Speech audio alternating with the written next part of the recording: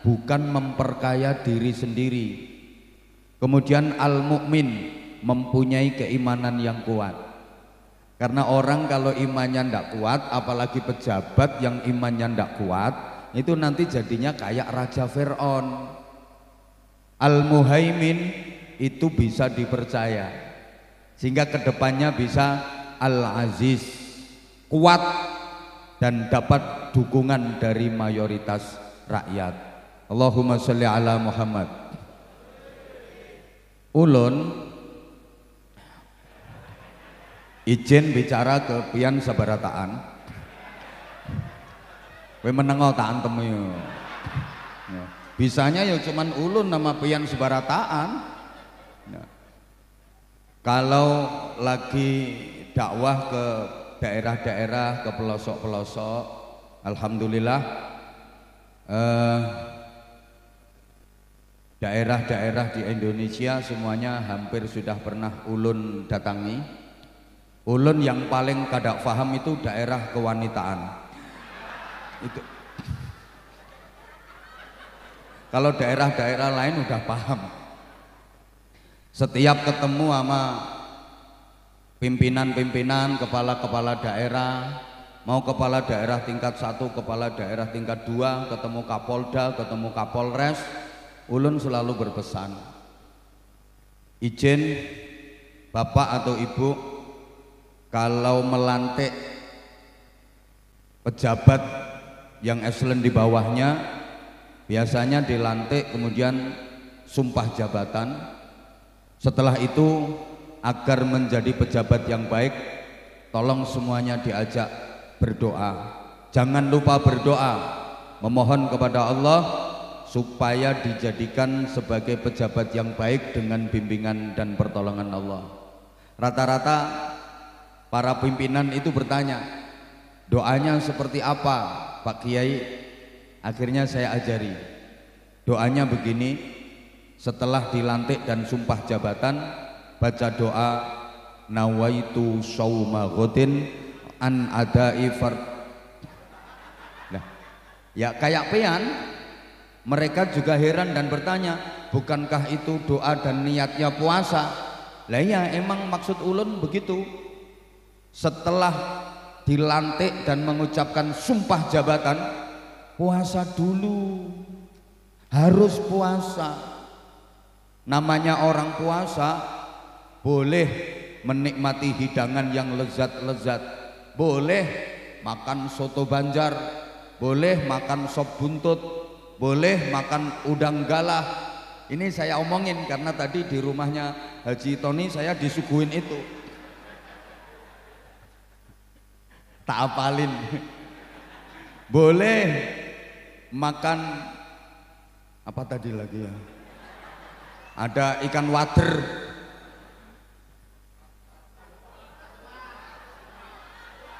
apa kalau sini namanya saluang ya, itu boleh makan babuyu, petik Jawa mesti gue. Boleh minum es buah, es dawet, tapi tunggu setelah maghrib. Sebelum maghrib puasa dulu. Namanya pejabat boleh menikmati gaji gede, tunjangan besar, fasilitas, rumah dinas, mobil dinas, silahkan. Tapi tunggu setelah ekonomi rakyat terangkat, setelah perekonomian masyarakat membaik, silahkan mau menikmati gaji yang besar, tunjangan yang gede, fasilitas-fasilitas yang lain. Enggak nih, kadang-kadang perekonomian rakyat masih kembang kempis, rakyat nafasnya masih Senin Kemis, pejabatnya kelimis-kelimis. Zalim itu namanya. Nggak usah ketawa penggaweanmu itu.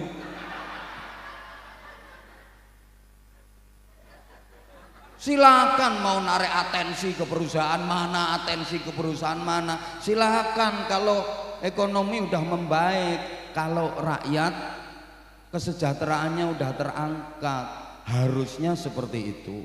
Mohon izin, ini meneladani Rasulullah dari segi akhlak. Ibu-ibu bayangkari harus saya sebut di awal, karena setinggi apapun jabatan suami, levelnya pasti di bawah istri.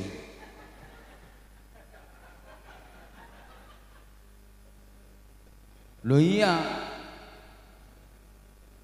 saya sering sampaikan, di balik suami yang sukses pasti ada istri yang tahes, dan di balik istri yang sukses biasanya ada suami yang stres. Suksesnya suami itu karena doa dan dukungan istri. Gagalnya suami itu juga karena lemahnya istri. Ini Nabi sendiri yang menyatakan. Yang membedakan aku dengan Nabi Adam, kata Rasulullah, itu soal istri. Aku berhasil, aku sukses itu karena dukungan kuat istri-istriku. Kata Rasulullah begitu. Istriku yang bernama Khadijah mencurahkan waktu, tenaga, pikiran, harta, jiwa, raga, bahkan nyawa demi perjuanganku. Sayyidah Khadijah, istri Rasulullah yang pertama, itu kaya raya, dan seluruh kekayaannya ditasarrufkan untuk membackup perjuangan Rasulullah. Sayyidah Khadijah itu hartanya 600.000 awak. Itu kalau dikurskan rupiah sekarang kurang lebih 200 triliun rupiah. Melongo mesti. Pernah pegang duit 200 triliun rupiah? Wah, itu kalau dibelikan dawet, tanah bumbu itu banjir dawet seminggu nggak satu-satu. Duitnya Sayyidah Khadijah yang 600.000 awak semuanya digunakan untuk membackup perjuangan Rasulullah. Kemudian istri-istri yang lain termasuk Sayyidah Aisyah mendampingi dalam suka duka, memberikan support, memberikan semangat, memberikan doa. Suksesku, keberhasilanku karena dukungan istriku. Gagalnya Nabi Adam itu juga karena istri. Nabi Adam dikeluarkan dari surga itu kan gara-gara istri. Betul? Gak paham ya wis ngomong betul no, urusannya biar cepet. Nabi Adam tuh awalnya ndak mau digoda sama iblis, karena iblis gagal memprovokasi Nabi Adam. Ibu Hawa yang diserang, kena Ibu Hawa. Udahlah, percaya sama aku, bilangin tuh suamimu, ini aja namanya syajaratul khuldi, pohon keabadian. Kenapa dilarang makan nama Allah? Karena kalau kamu sama suamimu makan buah ini, kamu akan abadi di surga. Allah nggak ingin itu. Karena rencananya Allah kamu akan diusir dari surga. Kalau pengen terus bahagia di sini, makan aja. Akhirnya Ibu Hawa kan ngerayu Nabi Adam. Mas, aku pengen apa sayang? Pengen itu. Loh, enggak boleh. Itu larangan Allah. Yang lain pengen apa tak turuti, asal jangan itu. Enggak, pokoknya aku pengen itu. Enggak mau. Yang lain enggak. Lah, perempuan itu kalau udah kayak gitu enggak dituruti biasanya ngancam. Sayang sama aku apa enggak? Kalau udah enggak sayang bilang. Nih wong lanang nek wis kenek ngono ku lesok biasanya. Lemes wis. Ya wis. Akhirnya dituruti. Itu kan gagalnya Nabi Adam juga karena perempuan. Suksesnya Rasulullah juga karena dukungan istri. Maka ibu, suami itu pelupa. Suami itu sering lupa kalau suksesnya dia itu karena doa. Ibu, biar kada lupa, nanti pulang dari sini di tembok rumah tulis yang gede, wahai suamiku, suksesmu karena doaku. By your wife. Begitu suami pulang, masuk rumah, lihat di tembok ada tulisan gede, dibaca, wahai suamiku, suksesmu karena doaku. Pasti suami akan menerima. Betul istriku, suksesku karena doamu. Berarti aku kalau pengen tambah sukses lagi, maka yang mendoakan aku harus tambah lagi.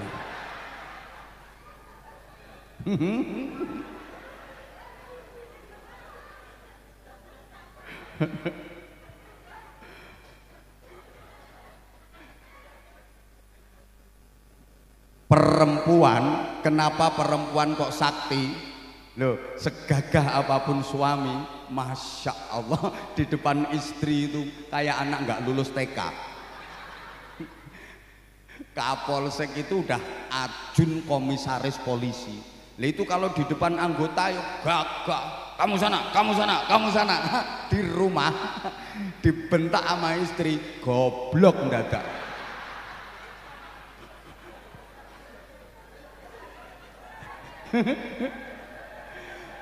Jujur Bapak, jujur, saya ini biasa ceramah di hadapan puluhan ribu ibu-ibu. Kalau lagi muslimat wilayah, muslimat cabang itu puluhan ribu perempuan, puluhan ribu ibu-ibu saya ceramai, biasa saya. Tapi coba tebak, kalau lagi di rumah saya nyeramai istri apa diceramai istri?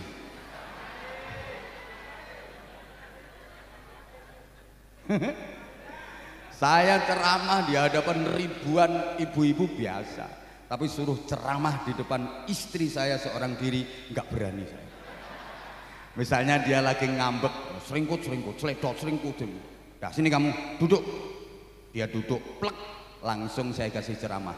Assalamualaikum warahmatullahi. Saya salam belum selesai, prek tinggal pergi udah. Maka jujur istri saya itu sama sekali nggak kagum dengan ceramah saya. Blas nggak kagum.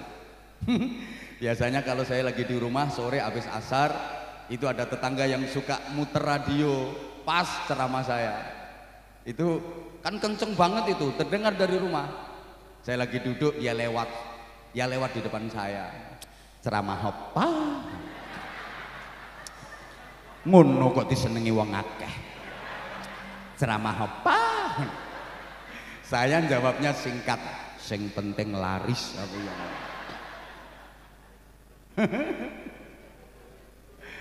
Allah ya Karim. Saya juga pengen tahu kalau ada suami yang bisa ngajarin istrinya, tolong saya diinfo. Jadi kiai itu kelihatannya pinter kalau di luar. Kalau di rumah ya Masya Allah udah nggak bisa dalil, nggak bisa. Misalnya istri lagi ngomel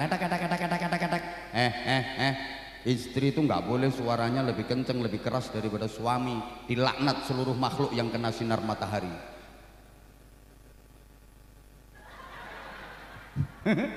Misalnya tak bilangin Kanjeng Nabi kan wis dawuh gak nabi-nabian, nabi apa. Maka sekarang banyak perempuan yang lebih menonjol dibanding laki-laki. Kok ditanya menonjol apanya? Apa yang dimiliki laki-laki perempuan punya. Kalau diadu lebih menang perempuan daripada laki-laki. Laki-laki itu cuman kelihatan tampangnya aja, tampilannya aja kayaknya gagah kuat, tapi kalau diadu demi Allah kalah sama perempuan. Coba laki-laki mengandalkan ijazah, perempuan zaman ini juga punya ijazah plus wajah 1-0. Laki-laki mengandalkan kelulusan, perempuan zaman ini juga punya kelulusan plus kemulusan 2-0. Mulus kamu geribal. Laki-laki mengandalkan keterampilan, perempuan zaman ini juga punya keterampilan plus penampilan 3-0. Laki-laki zaman ini mengandalkan prestasi, perempuan zaman ini juga punya prestasi plus tubuh yang seksi 4-0. Ayo, laki-laki mengandalkan skill, oke? perempuan zaman ini juga punya skill plus sikil plus pentil 50.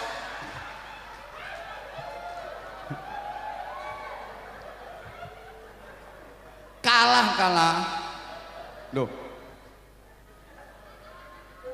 Soal kerja kalah jauh. Laki-laki itu paling kerja sehari semalam 8 sampai 10 jam. Kerja 8 sampai 10 jam, pulang sampai rumah makan, habis itu ngorok. Tapi kalau istri kerjanya non-stop 24 jam, mulai terbit matahari sampai terbenam mata suami. Betul Ibu? Selama mata suami belum terbenam, mata istri nggak bisa terpejam. Lebih kuat, saking kuatnya perempuan itu dipercaya sama Allah gembol salah satu alam ciptaan Allah, namanya alam rahim. Kuat. Coba laki-laki yang merasa kuat gembol alam kubur. Nggak kuat. Kuat perempuan itu, saking kuatnya pabrik susu 2 dibawa sendiri. Tuh ganal-ganal itu.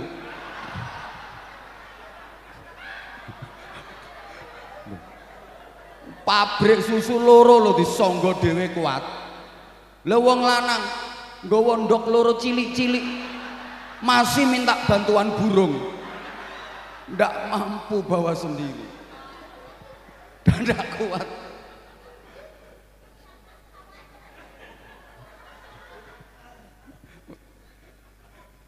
Udah, maka Ibu sebentar, ini garapannya ibu-ibu dulu.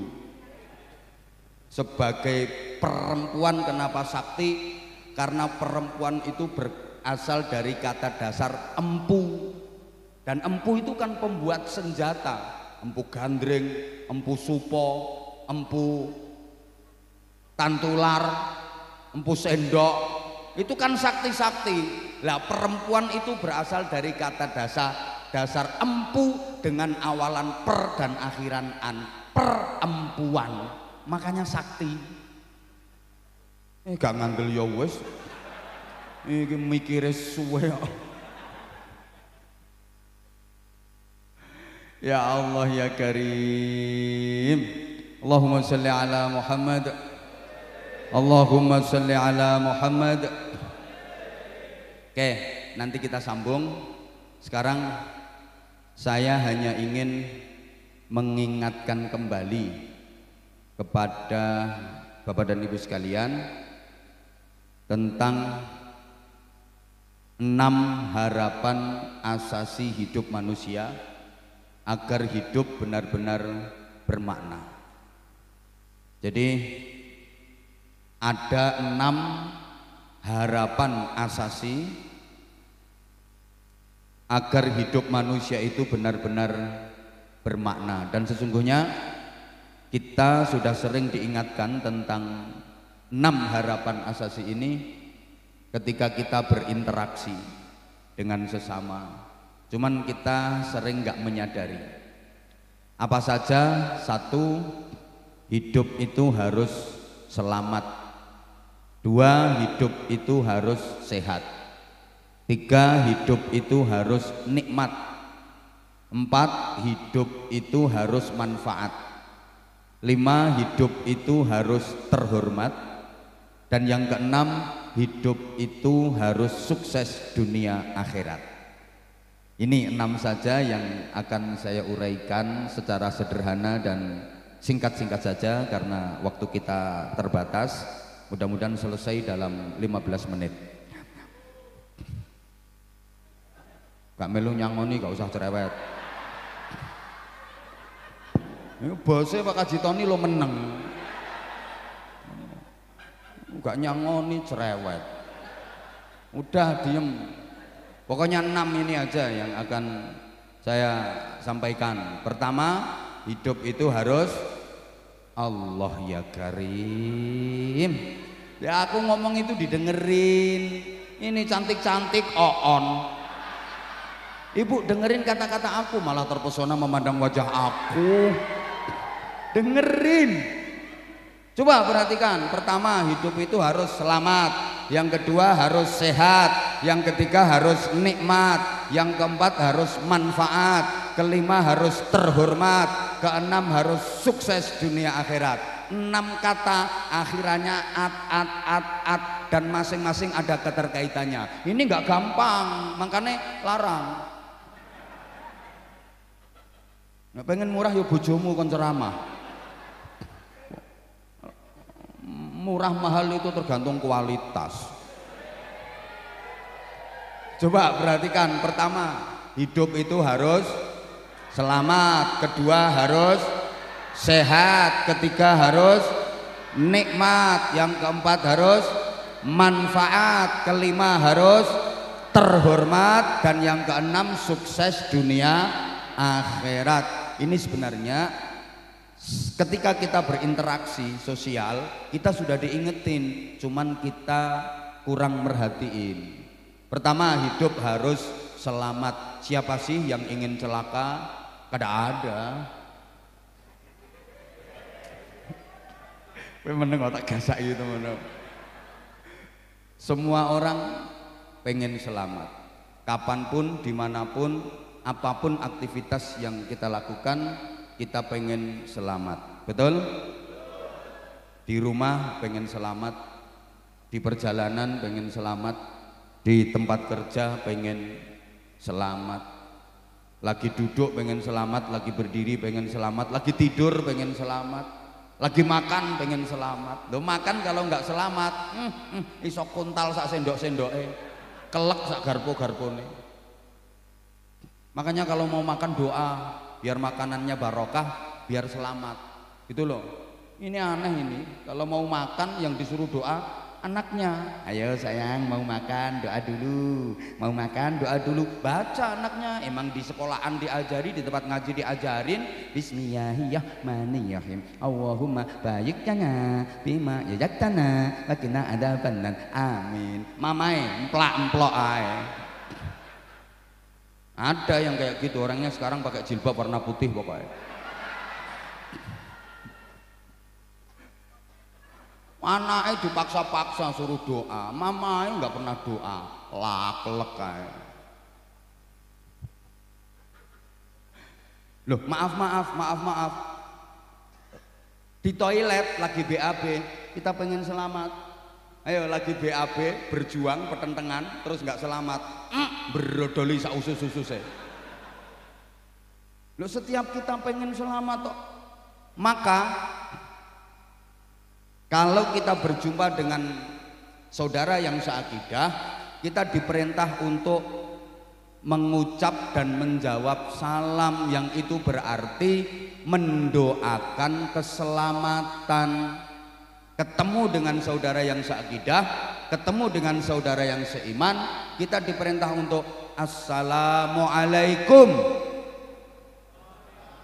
Nah, yang pean jawab waalaikumsalam, ganteng oon. Assalamualaikum. Ini artinya apa? Ulun mendoakan pian agar selamat. Pian, isaku me ulun mbek pian tok. Mendoakan ulun agar selamat. Ini karena memang setiap kita pengen selamat, dan ucapan selamat ini menjadi tradisi dan budaya di masyarakat kita. Yang ini bagus banget. Ketemu di waktu pagi, selamat pagi, betul? Ketemu di waktu siang ya selamat, ketemunya waktu sore selamat, ketemunya waktu malam ya selamat. Ini menjadi budaya. Tahun baru aja ada ucapan selamat tahun baru. Ada yang nikah kasih ucapan selamat menempuh hidup baru. Ada yang khitan kasih ucapan selamat menikmati bentuk baru.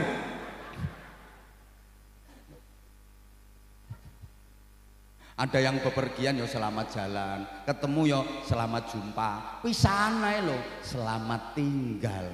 Karena masing-masing kita semuanya pengen selamat. Sampai di truk-truk itu di bak belakangnya biasanya dikasih tulisan gede, utamakan selamat. Karena setiap kita pengen selamat. Sampai orang tua punya anak laki kasih nama Selamet. Ada itu. Halo? Ya, kalau Arab ya Salamun, Nur Salim. Kalau perempuan biasanya ya Salma, Salamah, Silmi. Ini kan ungkapan doa agar selamat. Masyarakat kita juga punya budaya selamatan karena tujuannya pengen selamat. Oke, semua orang pengen selamat, tapi ternyata tidak mudah untuk mendapatkan hidup selamat. Banyak anak-anak kita yang dalam bergaulnya tidak selamat. Maaf, yang laki-laki udah mulai kena virus judi online, ngeslot. Ada yang sukanya ke karaoke, ajep ajep ajep ajep ajep ajep ajep ajep, ke night club itu loh, ajep ajep ajep ajep, mulai suka bahkan ada yang udah kena narkoba. Hati-hati, narkoba ini bukan hanya penyimpangan konsumsi makanan, tapi kejahatan yang terstruktur dan terorganisir secara internasional. Saya katakan kejahatan yang terorganisir secara internasional karena ada ketuanya, ada pimpinannya, ada anggotanya, ada dananya, ada sasaran tembaknya, ada targetnya, ada evaluasinya. Bayangkan, pengedar narkoba itu hukumannya sampai pada tingkat hukuman mati, betul? Sama ini polisi kok gak tegas blas, betul?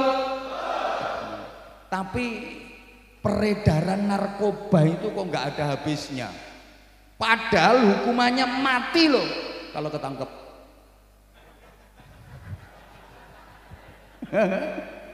Kecuali backingnya kuat.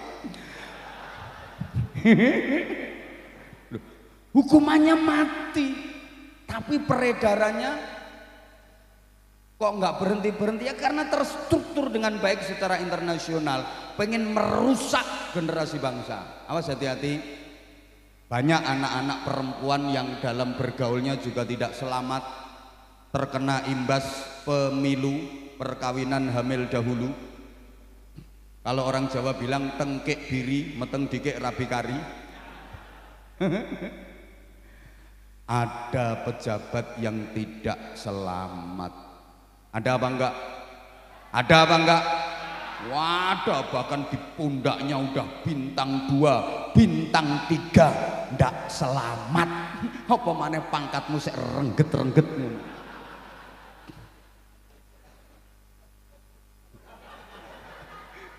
Izin saya ngaji di mana-mana ya kayak gini. Wong jenderal tak gasaki apa maneh trimo rengget-rengget ngono. Gak trimo minggato. Pengen tak mutasi, tak cari NRP-mu besok geser ya. Lho wong saya mutasi Kapolres saja bisa, apa maneh trimo Kapolsek enteng. Wong kene jalure langsung pusat kok.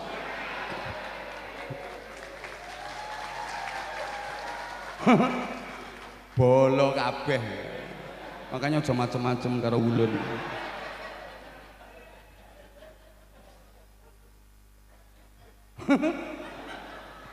Menengok. Loh, banyak kok pejabat yang nggak selamat. Baru menjabat 2 bulan tangkep KPK. Tuh makanya kita harus berikhtiar maksimal agar selamat. Perilaku kita harus perilaku yang menyelamatkan. Ucapan kita harus ucapan yang menyelamatkan. Hati-hati dengan lisan. Salamatul insan fi hifdzil lisan. Hati-hati, karena mulut santan binasa, karena mulut badan binasa. Hati-hati dengan ucapan. Ucapan kita bisa menentukan keselamatan kita. Orang itu kalau ucapannya baik dapat perlakuan baik, tapi kalau ucapannya buruk dia juga dapat perlakuan buruk. Coba ibu kalau tidak percaya, besok pagi diri di tepi jalan, ucapkan yang baik-baik, pasti ibu akan dapat perlakuan baik. Begitu ada orang lewat, ibu nyapa, hai, pasti ibu akan dapat balasan, hai juga. Ada orang lewat lagi, ibu ucapkan yang baik, pagi, pasti ibu dapat perlakuan pagi. Bahkan ada turis, orang asing lewat, ibu kasih ucapan morning, ibu juga akan dapat perlakuan morning too gitu. Ada orang lewat, ibu kasih ucapan assalamualaikum. Ada yang lewat lagi, kasih ucapan yang baik assalamualaikum. Ada yang lewat lagi, kasih ucapan yang baik assalamualaikum. Ada yang lewat lagi assalamualaikum. Pasti ibu akan dapat perlakuan waalaikumsalam, waalaikumsalam, waalaikumsalam, waalaikumsalam, waalaikumsalam. Bapak besok diri di tepi jalan, ada orang lewat, bapak ucapkan picek. Ada yang lewat lagi, bapak ngucap double. Ndak sampai 5 menit ndelosor sampean. Diantemi wong. Karena ucapanmu buruk maka dirimu dapat perlakuan buruk. Understand? Dan ucapan dari lesan ini merupakan cerminan hati. Karena lesan ini adalah jendelanya hati. Halo?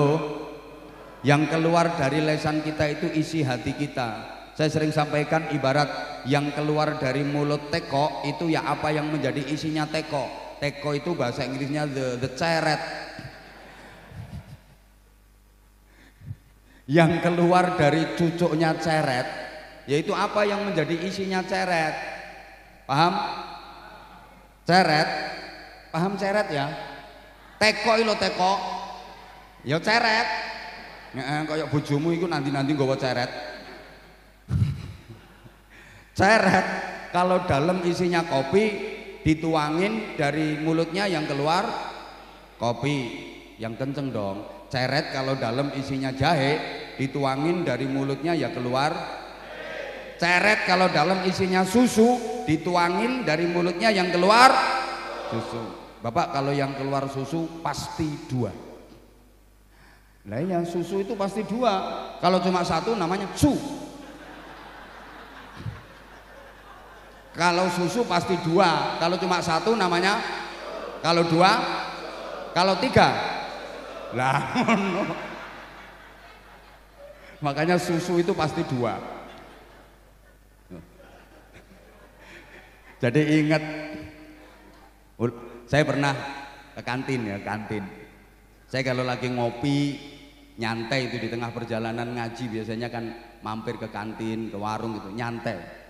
Nyamar bapak, pakai celana, pakai kaos, kacamata hitam, topi ambles, nyamar bro, nyamar. Kan wajahku wajah pasaran. Itu ditanya sama pelayannya, kebetulan pelayannya cewek, mas mau pesen apa? Saya bilang susu mbak. Dia nanya lagi, pakai es mas? Ya mesti mbak, susu pakai es. Kalau nggak pakai es ya aku yang ngono.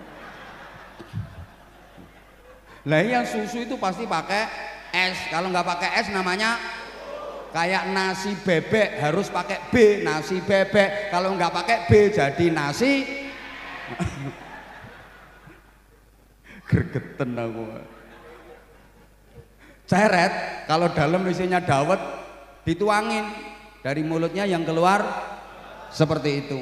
Apa yang keluar dari lesan kita itu adalah isi hati kita. Orang kalau hatinya baik, yang keluar dari mulutnya pasti baik.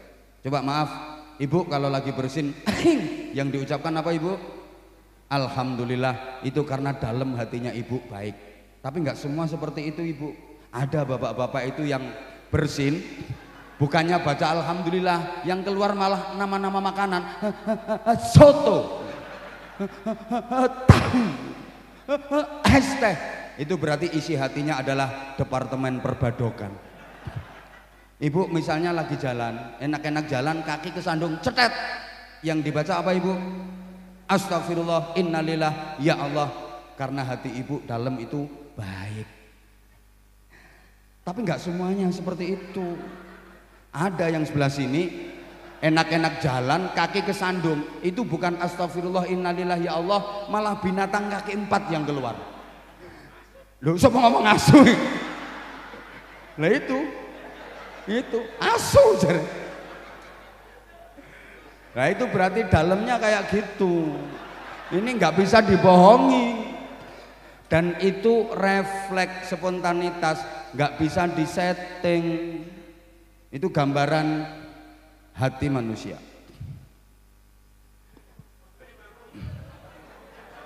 Pertama, Pak Haji Tony izin, ini anggota minta tambahan waktu. Ibarat orang kerja namanya lembur Bapak, jadi harus ada lemburannya ya.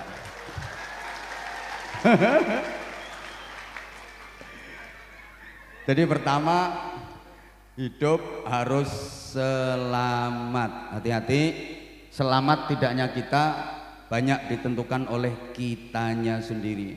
Ucapan kita harus ucapan yang menyelamatkan, perilaku kita juga harus perilaku yang menyelamatkan.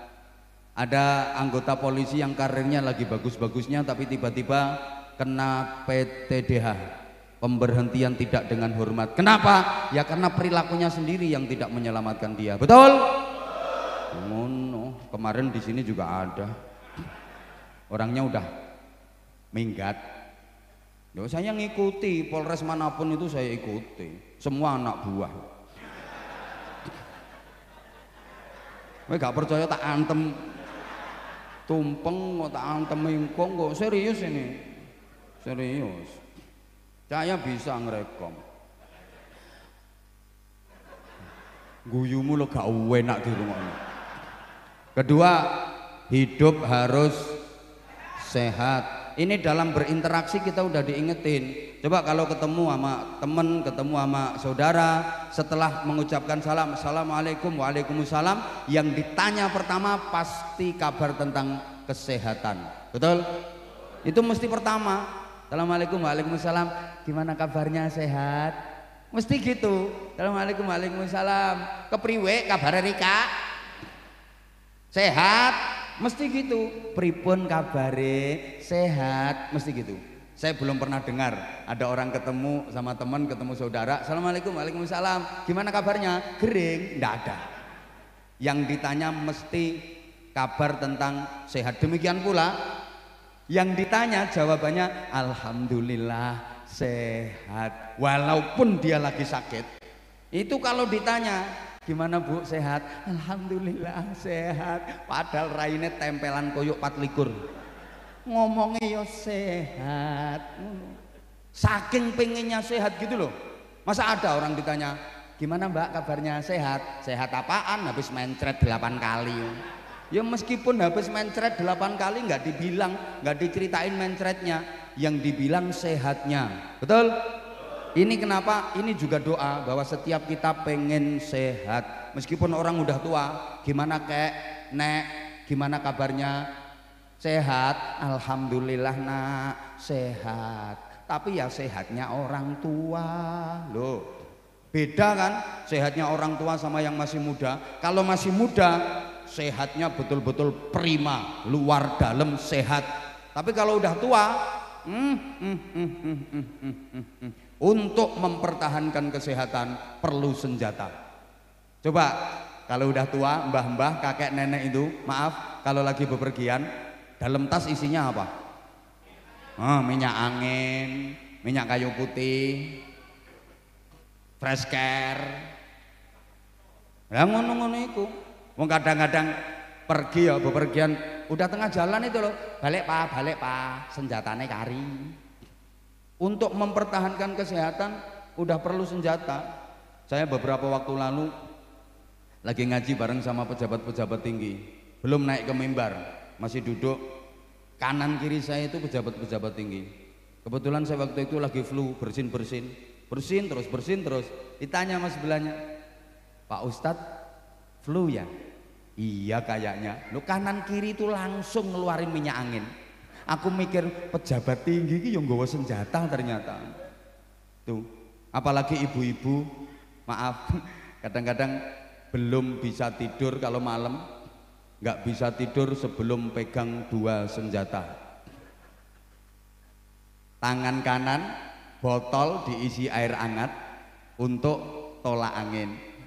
Tangan kiri minyak kayu putih untuk tolak suami. Ibu-ibu kadang suka jahat kalau lagi capek, males melayani suami. Suami datang dengan semangat 45, menggelora. Ibu lagi males, blonyoan minyak kayu putih sekujur tubuh.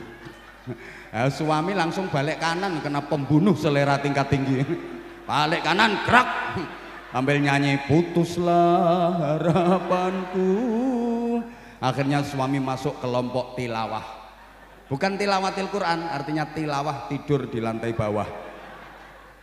Ibu-ibu itu jahat. Yang ngomong baik-baik, jangan gitu caranya. Minyak kayu putih belum manjur, tambah pagoda. Pagoda masih belum ampuh, parutnya berambang.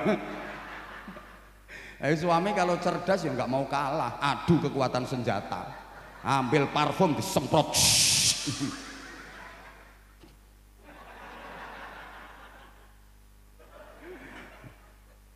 Maka kita harus sehat, karena sekuat apapun iman, kalau nggak sehat ibadah nggak bisa sempurna. Imannya kuat tapi nggak sehat, sholat nggak kuat berdiri. Iman kuat tapi nggak sehat, puasa nggak kuat, nggak mampu menjalankan ibadah haji. Ibadah nggak bisa sempurna. Maka yang kita konsumsi harus menyehatkan. Perilaku kita harus perilaku yang menyehatkan. Allahumma sholli ala Muhammad. Dan semua ibadah yang disyariatkan dalam Islam itu menyehatkan kalau kita kerjakan dengan baik dan benar. Nih, jadi sehat harus kita ikhtiari. Halo? Orang sakit itu karena beberapa hal. Satu, pola makan. Dua, pola pikir. Tiga, pola hidup. Empat, kakean pola. Nah, yang paling banyak itu yang nomor 4 itu. Kakean pola itu yang bikin orang sakit. Maka sehat itu meliputi 5 hal: fisik, psikis, sosial, kultural, and spiritual. Understand? Ibu-ibu kalau saya bilang understand, ibu jawab yang kenceng yes gitu. Saya ulang, understand? Kenapa kalau saya ngomong understand ibu-ibu harus yes? Sebab understand itu bahasa Inggris, berasal dari 2 kata, under dan stand. Under artinya di bawah, stand artinya berdiri. Jadi kalau yang di bawah sudah berdiri, ibu-ibu harus yes gitu.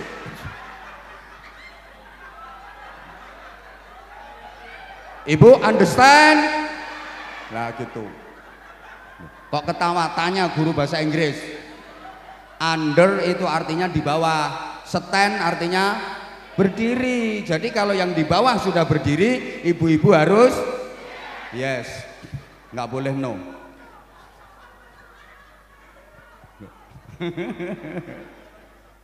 Masya Allah. Sehat itu mencakup 5 hal: fisik, psikis, sosial, kultural, and spiritual. Understand? Nggak berani yes. Yang sering dilupakan orang itu tentang spiritual. Kalau fisik, psikis, sosial, kultural diperhatiin, tapi spiritual yang bahkan ini adalah faktor utama pendukung kesehatan sering dilupakan. Orang itu sakit apapun, kalau hatinya nggak diobati dulu, kalau hatinya nggak disembuhkan dulu, nggak bakal bisa sembuh penyakitnya. Saya ulang, pengumuman, penyakit apapun yang diderita manusia, selama hatinya nggak disembuhkan dulu, nggak bakal bisa sembuh itu penyakit. Makanya penting spiritual. Betul, betul. Nah, tak kasih tahu lagi, ini saya dibilangi sama dokter. Dokternya ahli, spesialis. Saya percaya kalau soal kesehatan yang ngomong dokter, saya percaya. Kayak soal hukum agama yang ngomong ulama, saya percaya. Nah, soal hukum agama saya ngomong dirimu, gak percaya belas aku. Kalau soal Kamtibmas yang bicara polisi, saya percaya. Kayak gitu loh. Ini saya dibilangin nama ahli kesehatan. Penyakit itu karena 3 faktor. 1, gen. genetik keturunan. Dua, karena alergi, ada alergi luar, ada alergi dalam, ini faktor makanan. Yang ketiga karena pikiran dan hati. Kemudian diteliti penyakit sebab keturunan itu cuma 10%. Jadi penyakit karena genetik itu hanya 10%, jangan takut berlebihan. Terbukti misalnya orang tuanya ada diindikasi punya penyakit genetik, itu punya anak 5, paling yang kena penyakit cuma 1, yang 4 enggak. Punya anak 10, paling yang kena penyakit itu ada 2, yang 8 enggak, gitu loh. Makanya jangan takut berlebihan. Kadang takut berlebihan, Mbak katanya mau ngambil menantu itu anak, Mbak. Iya, harinya udah jadi. Kalau bisa dibatalin, apa nggak ngerti itu bapaknya kencing manis. Pasti anaknya kencing kecut. Nggak bener itu. Kadang masyarakat kita itu jahat. Kalau ada orang yang disinyalir, diindikasi punya penyakit apa keturunan, terus dikucilkan. Bayangkan, misalnya yang kena penyakit itu kita atau keluarga kita, terus dikucilkan masyarakat. Kayak apa perasaan kita? Gitu loh mikirnya. Penyakit karena makanan, alergi luar, alergi dalam itu 15%. Maka juga jangan takut berlebihan. Misalnya sakit ini nggak boleh makan ini, nggak boleh makan ini, nggak boleh makan ini. Sebenarnya nggak apa-apa. Yang penting halalan thayyiban. Islam nggak ada larangan, Rasulullah juga nggak pernah melarang. Silahkan. Misalnya asam aurat. Katanya ndak boleh makan udang lah, nggak boleh makan kepiting lah, ndak apa-apa. Yang penting halalan thayyiban dan jangan berlebihan. Jangan berlebihan. Yang bikin sakit itu berlebihan. Jangankan orang sakit, orang sehat aja kalau berlebihan bahaya. Dua, setelah makan ndak usah cek, ndak usah periksa. Ngene periksa ya konangan gitu. Nggak apa-apa sebenarnya, yang penting jangan berlebihan, jangan akeh. Nah, penyakit sebab pikiran itu 75%. Jadi banyak orang sakit-sakitan itu bukan karena genetik, bukan karena faktor makanan alergi, tapi karena terlalu banyak pikiran. Halo, akeh wong gering, gak mergo turunan, gak mergo panganan, tapi mergo pikiran. Orang itu kalau kebanyakan pikiran, hatinya susah. Kalau hatinya susah, sarafnya kaku. Kalau saraf udah kaku, penyakit gampang masuk, terus sakit, terus diem, terus mati. Berasal dari terlalu banyak pikiran. Makanya saya itu gak pernah ngelihat ada orang gila kok batuk, bersin, itu saya gak pernah ngelihat. Sehat-sehat. Padahal kehujanan, kepanasan, dirubung laler. Orang-orang gila yang keleleran di jalan-jalan itu loh, sehat-sehat, batuk enggak, pilek enggak. Kemarin waktu Covid merajalela, orang gila itu 0%, enggak ada yang kena Covid, sehat-sehat. Kenapa? Ya karena enggak banyak pikiran. Makanya kalau Anda pengen sehat, silahkan.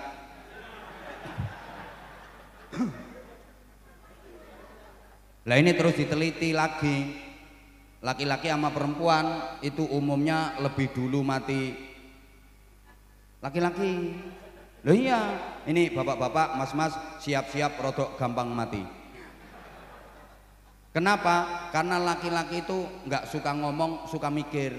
Beda dengan perempuan, nggak suka mikir tapi suka wong wedok ki ngomong ora patek mikir. Makanya sering habis bicara terus loh, ngopo aku ngomong ini? Kenapa aku tadi ngomong kayak gitu? Kenapa aku tadi ngomong kayak gitu? Itu biasa. Mergo wong wedok kuwi seneng ngomong, gak seneng mikir. Nek wong lanang seneng mikir, gak patek seneng ngomong. Lah laki-laki suka lupa kalau kebanyakan mikir itu bikin sakit. Kebanyakan ngomong biasa, ndak apa-apa. Misalnya ya, banyak omong kok bikin sakit, itu guru-guru TK udah sakit semua. Penceramah-penceramah gering-gering kabeh. Ndak apa-apa. Nah, gitu loh. Wong lanang lah mikir. Lewat jalan sama istri, ngelihat ada rumah bagus, terus istrinya ngomong, "Mas, ya, Papa, rumah itu bagus ya, Papa ya." Wong lanang mikir, "Ayang." Tapi bisa jawab, "Iya, bagus." Istri nanya lagi, "Rumah bagus itu jatuh dari langit ya, Pak ya?" "Ya enggak, bangun." Yang bangun siapa Pak? Tukang. Papa kok nggak datengin tukang? Nggak ada tukang nganggur. Jawabnya yo tas-tas tapi pikirannya ngenes, mikir itu. Perempuan istri gitu, diajak main ke rumah saudara, lihat aja meja kursi bagus, nggak mungkin diem. Pak, kursi ini bagus ya Pak ya? Ya bagus. Ini dapatnya dari mana Pak? Beli. Belinya di mana Pak? Toko mebel. Papa tahu tempatnya? Tahu, gitu aja kok nggak tahu. Kok nggak beli Pak? Nggak suka modelnya. Jawabnya bisa tapi ngenes lah, mikir sarapnya kaku, akhirnya menang terus mati. Makanya suami lebih cepat mati daripada istri. Terbukti jumlah duda dengan janda lebih banyak, sing lanang mati sik ngenes pikiran karena sarapnya kaku, kebanyakan mikir. Maka saya kalau ngaji kayak gini ceramah tak bikin happy, tak bikin humor, biar kita sarapnya kendor, biar nggak kaku sarap. Wajib petentengan yo kaku gampang mati. Pernah suntik ke dokter seluruh Indonesia sama, kalau mau nyontek orang itu pasti sarapnya dibikin kendor dulu. Makanya biasanya diajak ngobrol, rumahnya mana Bu, misalnya kayak gitu kan. Tanah Bumbu Pak Dokter. Sambil diisik-isik bokongnya ini pakai kapas itu, nyes-nyes itu loh, tuh nyiut nih bokong. Oh ini masih kaku ini, diajak ngobrol lagi. Anaknya berapa Ibu? 6 Pak Dokter. Loh kok banyak? Iya, cus. Jadi dokter mau ngecus itu nunggu pasiennya. Orang kalau ketawa itu sarapnya kendor, kalau sarap kendor pantatnya empuk. Ini dicubles enak, cus. Obat masuk rata ke sekujur tubuh, sembuh. Lah orang kalau cemberut, betutut, itu sarapnya kaku. Kalau sarap kaku, ini pantatnya atos, cublesannya alot, kadang jarumnya sampai bengkong. Akhirnya dokter pakai tangan dua, keretek cetok. Obat tidak masuk, ya cuma bokongnya tok yang mentol, tidak sembuh. Lah manusia itu sarapnya kaku apa kendor, itu tandanya di pantat. Bokong itu ilmu kedokteran. Makanya titenono, wong wedok lemu kapan guyu bokongnya mesti mau obat mabit. Dibonceng motor iso, lah kocek kabeh. Ya karena itu sarapnya kendor, atine seneng gitu loh. Sehat iya ya. Penyakit apa? Lemburannya ada enggak ini Pak Ton? Lah penyakit itu ada dua. Ada penyakit dohir, ada penyakit batin. Ada penyakit jasmani, ada penyakit rohani. Oke.